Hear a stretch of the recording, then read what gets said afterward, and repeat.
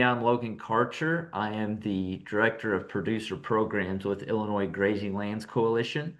I've been with them for about 2.5 years now, and I'm sure I've seen most of you out and about at our events.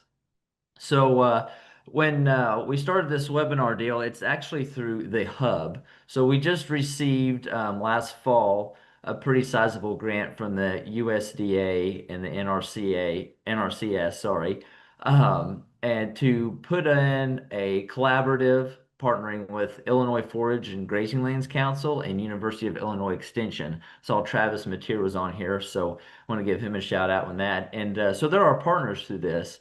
And what this hub is, it's a collaborative resource website where grazers or forage producers alike can go and find pretty much anything pertaining to grass, whether you're grazing, baling, along with equipment and just different tips and tricks and practices that we can help each other out. And this website or hub is something that will continue to grow the longer it's up. So the website for that is grazingforage.com. You can see it there at the bottom of the screen on the slide. And Judy's done a phenomenal job. I do want to introduce her as well, Judy Bingman. There she is. So we're happy to have her on. We hired her back in January, I believe. And so she's, when you go onto the Hub website, all the articles and pictures, and she built that from scratch. So we're very proud of it and has done a phenomenal job putting good practical resources on it. So, like I say, if you got some free time, go check that out. And we're happy to have it. So, and within that is obviously these webinars. So these will be quarterly and excited to kind of get this going as a part of our continuing education. The last thing we have on the Hub website is um, kind of outreach. So, if you do have a question or want to go to our help center, those emails go to Judy, but then she'll reach out to us or some of our advisors, I guess, if you will, that are experts in a particular area of the question, and we can get some of those questions, most of all the questions, answered by an expert within the state. So, happy to have that help center as well. So I want to go and introduce our panelists for this evening. So I'm your main host, but we decided to set this up instead of as a webinar where I sit and talk the whole time and bore everyone to pieces. And so we brought in two panelists that will be, and the setting of this webinar is more of a Q&A panel, if you will. We've got slides that will go through and ask questions to not only them, but to you all attendees as well, and feel free to join in however you see fit. But first off is David Kleinschmidt from Progressive Agronomy Consulting, excuse me, and then Dan Sanderson from Pasture Graze Regenerative Farm. Both of them are very well-known experts in the area of grazing, soil health, and even some direct-to-consumer marketing. So I will go ahead and let David introduce himself, followed by Dan. And not only if they don't care to introduce themselves and where they're from, but kind of the climate of agriculture in their particular area of the state and where we're at on rainfall and pasture and crops and all that good stuff. So David, if you want to go ahead. Yeah, thank you, Logan. So my name's David Kleinschmidt. I'm down here in Vandalia, Illinois area. Originally grew up kind of in the more central part of the state, west central part of the state, around Beardstown area. Um, I started my consulting business in 2018, just kind of working with a lot of farmers, um, more on a lot on the row crop side, I guess, on nutrient management, also using cover crops and helping with different tillage practices and whatever. I've worked with guys in the grazing aspect of both on annuals and perennials and kind of setting up some different grazing plans to help kind of meet whatever goal they're after there. Currently, the climate in my part of the world, I guess we're kind of fortunate compared to you, Logan. I heard you guys have gotten a lot of rain the last couple of days again. We finally started to dry up some. Everybody's basically got the crop in. We're about ready to start cutting wheat probably in the next week. Compare this to last year, we're probably a week to 10 days behind. But everything kind of between the trees budding out and the grass greening up and everything last year was probably about 2 weeks early. Um, so it's hard to go off of one year to the next and kind of really drives home the message of being adaptable, to your environment throughout the growing season and all. So I can't tell you how much annual rainfall we've had so far this year. I haven't kept track of that, but it's been a lot. Well, I'm Dan from Pasture Graze Farm. I do that with my son and my daughter. It consists of a 160-acre farm, about 25 acres of permanent pasture, the balance being in row crops or small grains. The crop acres are certified organic, and we have 25 beef cows, 60 ewes, and then I purchase about 10 feeder pigs every year and all that gets the beef, the lamb. The lamb goes direct to a halal market, but the beef is all sold halves and quarters, finished out, and same way with the pigs. Everything off of this farm is, I guess we've decommoditized this farm. We try to value add everything that is sold off of this farm. So on the crop acres, we're a 4-year rotation, corn, soybeans, and 2 years of small grains. The 2 years of small grains on the oats, we'll seed Berseum clover. That's what we've done this year. And then on the wheat acres, we frost seeded red clover. And both of those will be grazed after those crops are harvested. That's kind of the short story of pasture graze. Crop wise here, our lawns are turning brown, our corn rolled up today. We're dry. You don't have to go very far from me. My nephew farms 12 miles southeast of me, and he's had plenty of rain. It's just kind of a little pocket here in Clare, Illinois, where we're a little bit dry. I'm in the southern part of the state by Mount Vernon. So, we've kind of got the state sectioned into thirds by south, and I guess you're central to west central, and then far north. And I'd say the rainfall has been quite different between each section for sure, because we're still muddy. So looking back here, we're kind of depending on what kind of rainfall you are at currently. Spring green up is behind us. It was 90 today here and full sun. So I think, summer's about here. We're starting to get some of that humidity in. And so we're looking at, how did calving go? What were some practices that we used to turn cattle out on the green grass from maybe complete hay feeding or however that was. So and then how does that affect our nutrition to our livestock, whether it's with your ewes or your cattle, going from, we'll say, a complete dry hay ration to very washy green grass at peak time of lactation on top of that. So how can we work through those things on that? So for me personally, what I try to do to help balance the rumen going from hay to grass is I'll actually save some of my stockpile from the previous winter and use that as some of my first pastures that I turn out into. So they have obviously the green lush grass that's growing new from the spring, but still a lot of dry matter and from some of that old stockpile grass. And they actually utilize that very well. So I'll try to have at least a week worth of grazing like that, to where every bite they're getting a mixture of dry, kind of dead forage and new. Some other things that can help with that as well is actually feeding some hay out with green grass. And I always thought that was like they're never going to eat that hay if they've got green grass out there.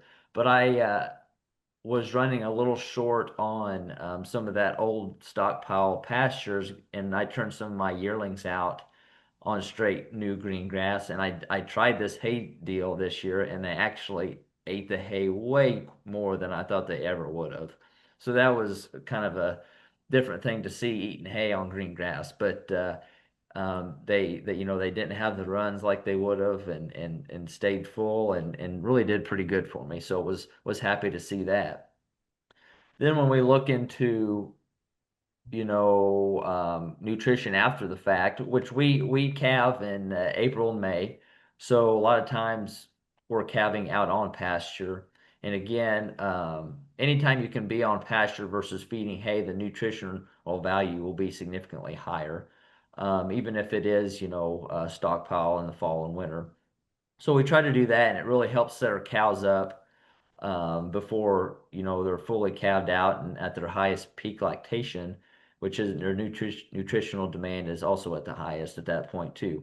So having them on good grass at that time really helps our body condition to breeding time. So another way we can get past maybe some of this hay or stockpile winter, or properly setting up our cows to turn to green grass, is with some annuals. So, David, what did you see on annuals this year, especially with as much rain as we got from mid to southern part of the state? Because that can be a challenge trying to either wet bale or graze on a crop ground with annuals, and it being so muddy. For the last several years, the southern third, maybe even the southern half of Illinois, I'd say, we start getting a lot of rains somewhere about the 10th of April, and it usually lasts until about Mother's Day weekend. And so grazing out on stock fields with with those cover crop annuals that we would have seeded the fall before can oftentimes be very challenging. Um, there's a lot of opportunity for pugging up fields awful bad, um, and causing maybe some compaction issues. For times like that, I know that a lot of guys will try to, that are venturing into this, might try to do some section off their fields and maybe just move cattle with a poly wire every 3 or 4 days or something like that, but try to give them a bigger area than just daily moves type of thing, just to avoid so much of that high density grazing in a really tight area. Problem with that, usually a lot of guys just have one water source and they usually trail back to that. I don't know if it's that big of a deal at the end of the year, but it can be sometimes. So yeah, I know, and it's been a kind of a challenge in this part of the area just to do that spring grazing and get enough grazing days to really account for anything. But even like you said, trying to put up whether it's haylage or baleage this year, trying to put up any of that forage has been an extreme challenge. You might only get a day or two where it's dry enough or no rain that you can get in there and do something. And I know some custom harvest guys that they were stuck multiple times a day trying to get forage out of the field, chopping or whatever. And that's stressful. It's stressful for the farmer and everything. Because now we got to change our plans of how we're going to go in and work that field or whatever to go and plant our next cash crop. You get to the central part of the state, a lot of those guys, heck, they were planting corn the end of March, 1st of April easily, and some of those guys just aren't that patient. So grazing in the springtime, why they might get a week or two, and then they're in there trying to get to planting pretty quick, typically. I guess when you look at the economics here of row crop versus cattle or sheep, I would tend to think that it would make more sense to maybe be a little bit more patient and let the cattle or sheep graze, because I think there's more money in the livestock sector right now than there is in corn and beans on the commodity side. But yeah, that's definitely been a challenge. And it seems like some varieties of cover crops, especially last year, but even this year, they matured relatively quickly too. which was a challenge, you know, depending on what kind of class of cattle or sheep or whatever that you're grazing and what their lactation and everything. You know, I brought in some, you know, just some four weights to background on some cover crops, and it got so mature on me so fast. I needed, you know, probably 8 times as many as what I had out there, but I only needed them for probably 2 weeks and then it was done, you know? So it's really, it becomes a challenge to manage that. And I understand more and more guys go out there and just use it as a forage and chop it and feed it during off seasons or something. It's just, it's such a challenge in the spring anymore, I feel like. Yeah, for sure. Like I said, you and I have had this conversation a lot. And shoot, even down here around me, there's still people that have yet to get their first cutting of hay, let alone doing anything with cover crops. So, you know, even if your plan B is to bale it and make some baleage or whatever, the challenge is significant. So, you know, which if it works, it's worth every cent and every hour that you do with it. But trying to manage and being adaptive around getting it to work, definitely challenging. Definitely Yeah, and challenging. So, I was up around the Kiwani area this year doing some soil sampling and all. And you know, the cover crop up there grows a lot slower. I mean, you don't have near as much heat units as what we do down here. But just it would have been prime for grazing because it was so much drier up there. Um, that's a caveat that you always have to watch too, is when you're doing those annuals, and it's not just about the cattle grazing always, but man, when you get behind on some moisture, those cover crops really suck up a lot of moisture out of that profile too, and they can make a challenge to get your next cash crop established. let's move to Dan. So Dan, what kind of practices did you use looking at nutrition, bringing your lambs and your cows out to pasture, you know, transitioning from your dry hay to your pasture ground, and what do you see works best year to year? Are you using some cover crops for an early spring graze to help with that, or what's that look like for you guys? So, no, we don't. Well, I shouldn't say that. So we started our year, we calve just like you, April, May. Um, Lambs don't come until mid-May to mid-June. Lambs are lambed out on pasture. I use poly net. They always have dry, I always keep hay in front of them. But so they're poly, so they're controlled as to how much green grass they get. And I move them every day or two, depending on the situation. So, and the cattle, so we had 15 acres of, we had 25 cows, and 15 acres of, we'd planted a diverse cover crop mix, but most of it winter killed. But they had a nice stand of volunteer wheat. And so we started our season on that. We started with, we put poly wire up and I'd give them so much a day. And then somewhere just before calving, maybe 2 weeks before calving, we did put the virtual fence collars on our cows, the Gallagher collars. And so we started in that wheat field. That's where we did our training for the cows. And so since then, so we don't typically get to turn our cows out on grass until the third week of May. Before I want quite a bit of growth out there before I start. And same thing with the Gallagher neck collars. Why we were able to give them a limited amount. We didn't just cut them loose in the pasture. We started out on quarter acre with 25 cows and tried that because it was pretty lush. But we kept hay for them, and then as we learned what they needed to keep them satisfied, but we got up to about a half an acre a day is what we were able to do for the 25 cows. And kind of the same thing like you do. We try to leave where we're going to plan to start grazing. We let that get a good recovery in the fall and get some old and new with it. So along with the hay, but I've only experienced, I had one time where I had a cow bloat when I didn't pay attention to what I was doing. So typically it's not an issue. for us. Do you see your overall calf health or even cow body condition stay better or longer doing that versus just turning them straight out with no regard?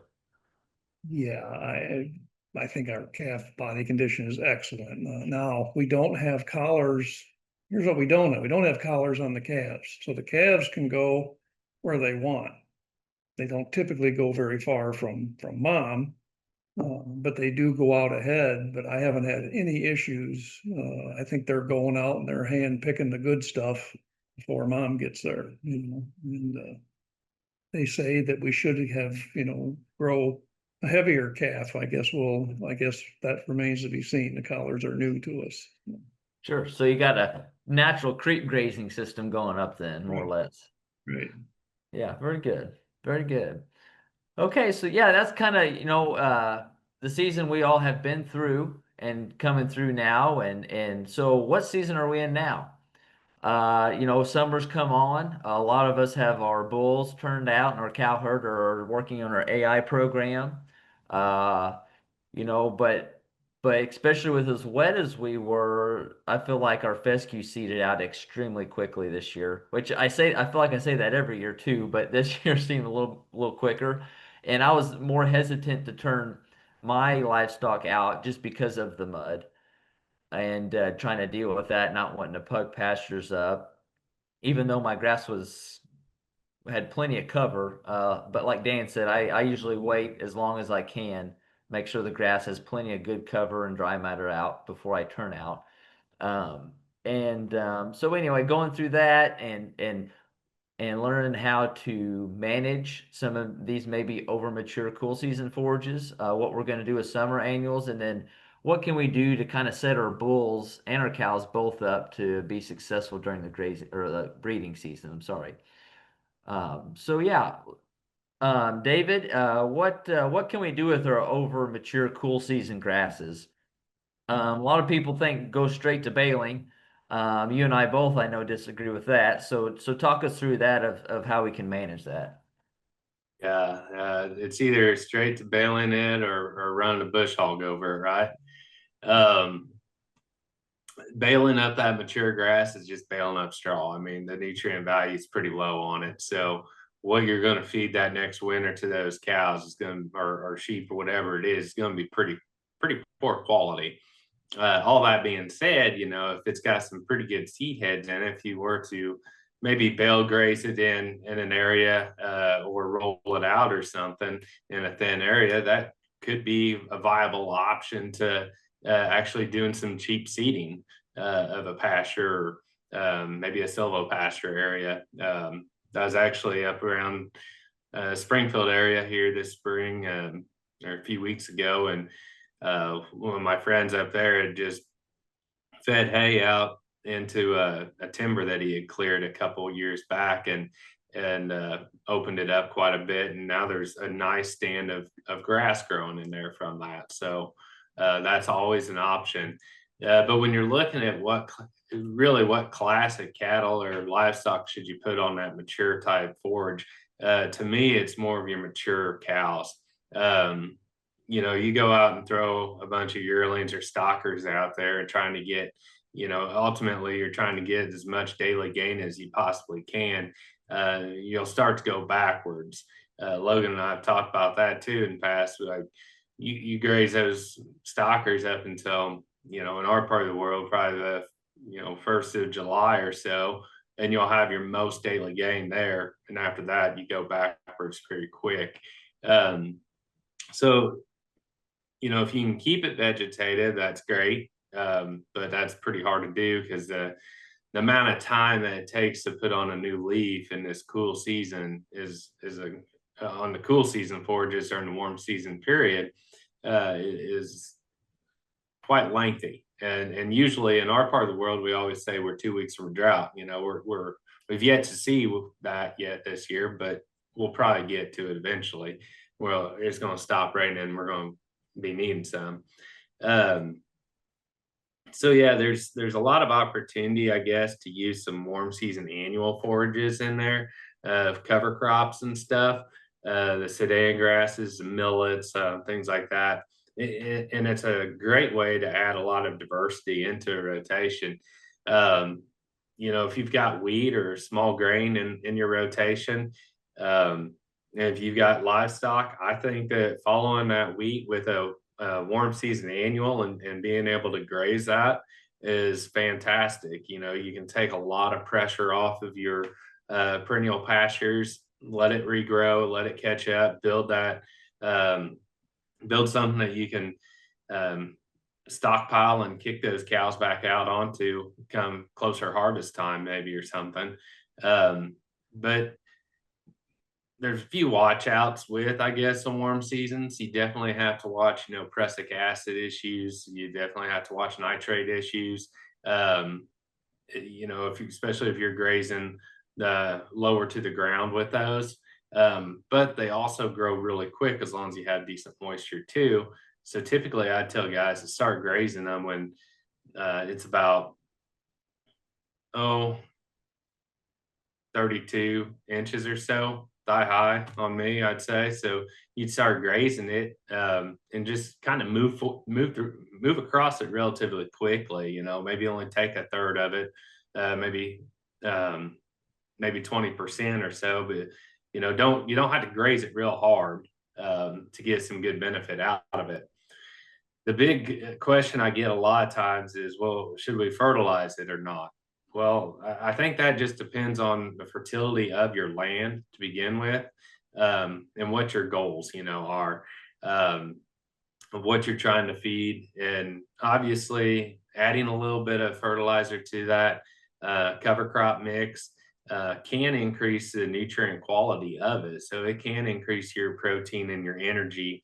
And depending on your lactation, gestation period of your livestock, or if you're grazing yearlings or whatever, you got to kind of you want to meet their nutritional demands. So especially if it's breeding stock, you can get them to rebreed again and not have a bunch of opens, at the end of the year. But definitely be watching, how low you graze on those annuals, watch the nitrates, watch the prussic acids. It's on those warm season annuals, especially when we get into the fall and we have our first frost, you don't have to worry about the prussic acid and the millets like you do on a milo or a forage sorghum, sedan grass as much, but you definitely have to watch the nitrates in that.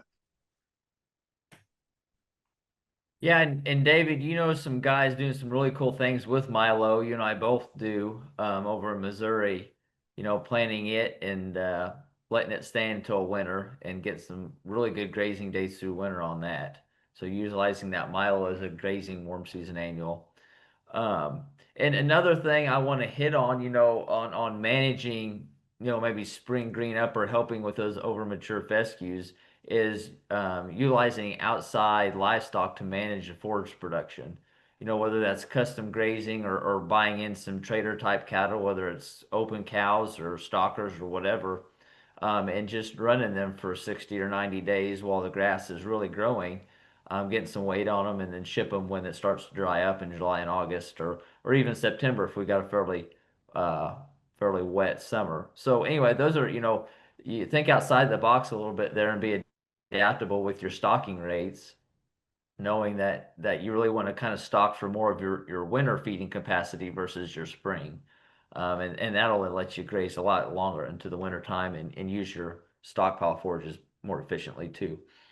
So If I may, real quick, the one hard thing about that warm season, especially if it's in a row crop field of grazing, is shade.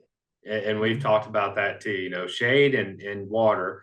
But in our part of Illinois, like Logan said, being 90 degrees already, and next week is going to be pretty brutal with the upper 90s. And so we get into those summer months and not having any adequate shade out there, you'll take livestock backwards real fast. Yeah, for sure. Especially your growing stock, and in your breeding stock, you're going to hurt conception rates. Would drilling summer annuals into existing fescue-based pasture be a viable option? So I know some guys that do it. or have tried to do it, and David and Dane, you both can jump in here as well. But the rain has to be absolutely perfect for that fescue not to more or less smother out the seed of the summer annual. What have you guys saw on that topic? Yeah, weather better be perfect, and he probably should have grazed it off pretty darn short. Mhm. Maybe it will succeed, but my guess is it's not going to work every year. Yeah, like I say, when it works, you look like a genius, and it's an awesome plan. But it might work 1 or 2 out of 5 years type of deal. So it just depends on what you're willing to risk or the time you want to put into it to make it work. But yeah, there's definitely people out there doing it. Just not a huge success rate. Thank you for the And on question. that, I would probably add, go and talk with your local NRCS. There's some programs out there for helping to establish some warm season perennials, warm season grasses into your cool season pastures already, and try to get that going as much as possible, because that you'll long term that'll be way more successful and way more cost effective than trying to do annuals into a fescue. Yep. And David, I'm glad you brought that up because we've done that on a section of our ground. I wish I had about double the amount, but our prairie out there with warm season natives and getting them established has been a long process. But part of that was kind of cold turkey, taking it straight from very conventional row crop to straight warm season natives that are hard to establish anyway. So through the years, we've got the soil correct after several years, and it's a beautiful prairie out there now. But it's took a lot of years and a lot of time and proper management to make that happen. But anyway, so yeah, that's a very good point using those natives. So Dan, looking into our breeding season, like I say, to get this April, May calving season, we're turning bulls out right now. Um, so what are you doing to set your cows and ewes up? Which you're breeding your ewes in December and January, so it's a little different there. So we'll focus on cattle. What are you doing to manage your cows and bulls both to get through the heat season, those nasty, hot, humid days, um, on maybe some rougher, lower quality forage? Right. So our bull's scheduled to go in on June 20th. I think that's that's Friday this week. So yeah, we start June 20th. The bull comes. In my system, that's when cows naturally want to be bred. They want to be bred so they can have an April, May calf. I don't really do anything. I don't have anything cool that I do to prepare the cows. We're in our peak grass season. Haven't been through my pasture yet. We're still doing daily moves, and I'm still working my way through the first rotation there. So the cows are happy. They're on good grass. Uh, yeah, so I don't have anything fancy other than I think Mother Nature sets cows up. This is the time of year cows want to be bred, and I think that's part of my success, I think. Yeah, I completely agree with that. And it sounds like we're a lot alike because I've got another week of grazing before I start on my second rotation. Getting through the farm, and um, it's been a good year so far for us. But this webinar isn't about genetics, but I think that has a lot to do with it as well. Cows that kind of fit your farm and finding those the term used epigenetics that work for you and your location. Um, so I think when we started buying cattle that fit our farm and keeping heifers back on cows that have been successful on our farm, we've seen a whole lot better breed up over time by just that alone. I've on some years where it may be super dry or short on grass a little bit or extremely hot. I've done some uh, they call them the heat breeder tubs, the protein tubs to add a little value to the forages. That has, on 150 cows, a handful of tubs, getting them through that breeding season made it was well worthwhile. We saw a pretty good increase in our breed up actually compared to our neighbors even that just didn't do anything else. So anyway, I think there's some small things you can do. Off keeping shade and keeping fresh and clean water, I think is a big deal too. But I think a lot of it boils down to kind of what type of cattle you're dealing with and how you're managing your forages up until this point. Yeah, I do throw in the breed up tub, a couple weeks before breeding, and so we do that. And then, yeah, our water is, I have water, luckily I have water piped all throughout my pasture, so the water tank gets dumped every day and has fresh water in it, with the daily moves. And luckily I have shade in when I move the cows, we have enough trees around that they always have access to shade. So I'm lucky in that respect. What can we be doing now to plan ahead? As we all know, things don't happen overnight, especially when we're talking about Mother Nature and livestock and forages and all that. So we're getting into summer. Everyone's always worried about drought. David said it earlier, 2 weeks away from a drought at any point. I think there's ways that we can prepare our farm to void that wise tale, if you will, by keeping our soil covered and some different things like that.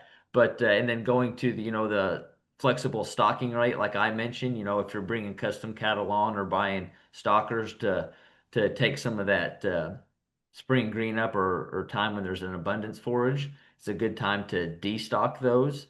And then also we need to start thinking about what pastures and how we can manage for stockpiling for our winter or our off-season grazing.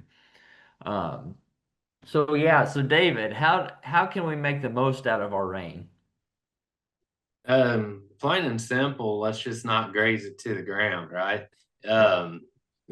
I always joke about in Southern Illinois, but I'm pretty sure I could drive anywhere across the country and I can find a lot of pastures that look like golf courses. When we anticipate them trying to regrow and have actually something to graze on when we kick the cows back out, and as soon as it warms up to 50 degrees, they're kicking cows out on grass, or they've just had access to the grass the whole time and they just keep overeating that same bite, or on that same plant, and not allowing that plant enough time to rest and recover. We've all heard the take half, leave half, and um, that might work in some areas. In other areas, it doesn't work. Sometimes you need to take more, sometimes you need to take less. And obviously, it definitely depends on what part of the country you're in and how much rainfall you have and what kind of forage you're actually grazing on. But if we think about that soil system and that plant system, we farm, we ranch, we raise livestock, whatever hat you want to put on for that day. We operate and manage the most complex systems there are, in my opinion, out of any other industry out there. Automotive manufacturing, it's only complex in the engineering, right? After that, we can spit out cars pretty easy, pretty quick.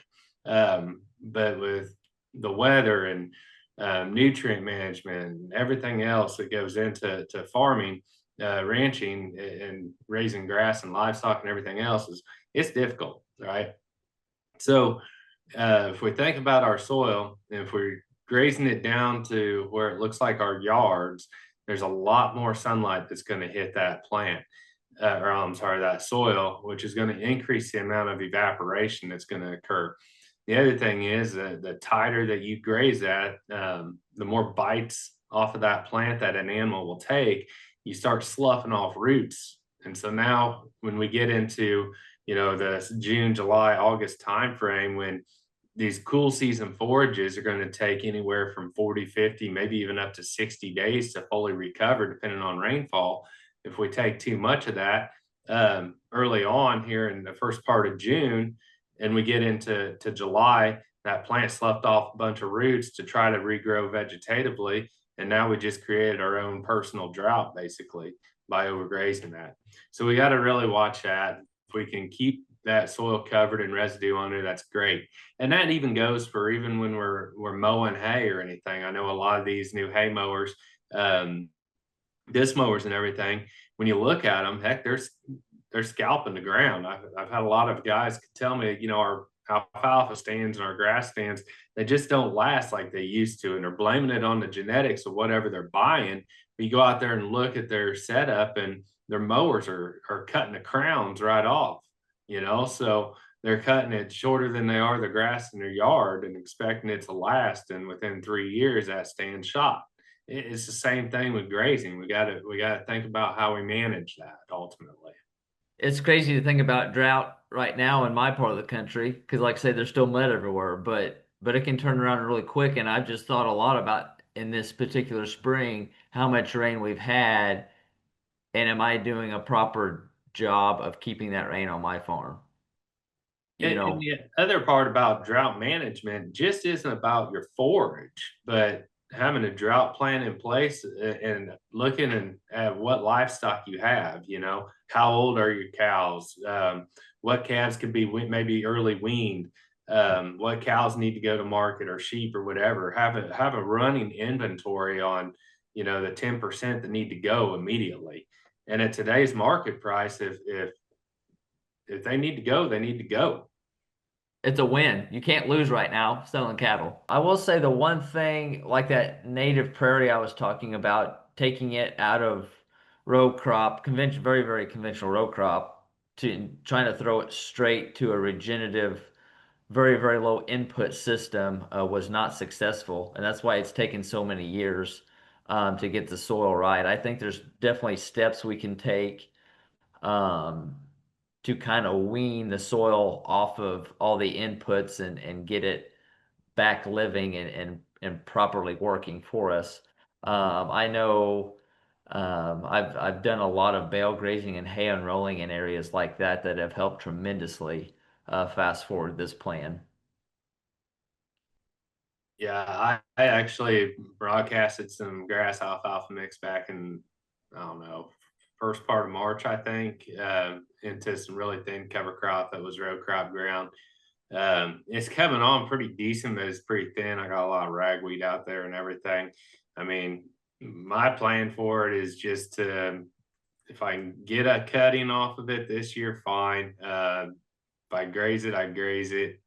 Probably in August, I'll go in and spot in with some grass where I need to, and try to thicken it up a little bit. But it seems like August is a pretty good time. But like Logan said, it's really difficult, I feel like, to get pastures established into row crop ground. I don't think we understand all of what goes in, whether it's the microbes or whatever, um, in that soil that inhibit kind of, or maybe it's a carryover, a lot of residuals. I don't know, but something happens there where it's very difficult to get those forages established.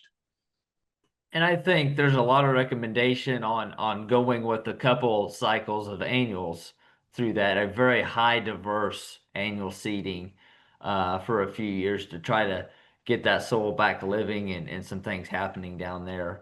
But there's also the understanding that not everyone has access to a drill always and can make that work even financially. So um, you didn't by any means do the wrong thing, Ed, and Yeah, so it's probably not the allelopathy that's going to affect it as much. It can, but it's more so that cereal rye is a high carbon, low nitrogen plant, so it's going to take up a lot of excess nitrogen out of that soil system and not give you much back.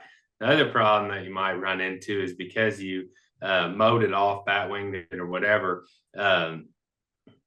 You probably left it in kind of windrows, and especially if that was pretty big cover crop, that it's going to be really hard for those warm seasons to pop up through there. It's been my experience with it. You know, especially like a sedan grass or a millet, that's a real tiny seed that needs a lot of sunlight energy to try to pop up through it and get going. So you know, you just had to monitor it, but might have to throw some nitrogen out there here later just to get it up and going pretty good. So Dan, tell us what your stockpile process? When do you start kind of planning and setting pasture aside? How do you decide what pastures you're going to winter graze and so forth? Do you add any fertility onto it in the fall? Just what's all that look like for you guys? Well, yeah, what we do, probably about August 15th is when the clovers that we seeded behind our small grains, wheat and oats, that's when they will become available to start to graze. And with the number of acres that we have, that will take us to the end of grazing season. So in my perennial pastures, then we'll be able to rest from August 15th then until we won't be back to them until next spring. So, and then we also have other wheat acres where we have red clover, and so we'll round bale up all the red clover and the wheat stubble, and that becomes our winter feed, and then we bale graze that. Typically I set out about 30 days worth of feed. In the past, we've used polywire and only give them about 2 bales every day and a half or so. That's kind of been for 25 cows. That works. This year, we hope to try the Gallagher collars and not have to be rolling up frozen polywire. So, but that's the plan for this year. That's the only thing different is having the collars and maybe bale grazing without polywire. So we have plenty of red clover hay, wheat stubble hay. And that's how we get through the winter here. Sure. So I think I heard you right. You're feeding for hay for about 30 days. No, the clover on the crop acres here at Pasture Graze, those crop acres, but what time we combine the corn that's here and then the small grains, that will take us probably till December 15th. Then we'll start feeding hay. So do you look when you look to stock your farm, are you thinking about what you can manage through the winter? Or are you just doing, what you see best for all year? We figured out that this farm has the capacity for 25 cows and 60 ewes. And we can do that without destroying soil structure on the crop acres. And so that's a static number here at this farm. It doesn't change. And we try to keep what we do here. The core of it is soil health. I could sell more halves and quarters, but it would come at the expense of my soil health. Too many cattle are not going to be good for this farm. We have to kind of decide if we're going to be grass farmers or livestock producers, and making sure we're putting our soil health first, and then bringing in the livestock that can help us achieve our goals with our soil health and our forages, just like you said. Yep. Yeah, that's the name of the game.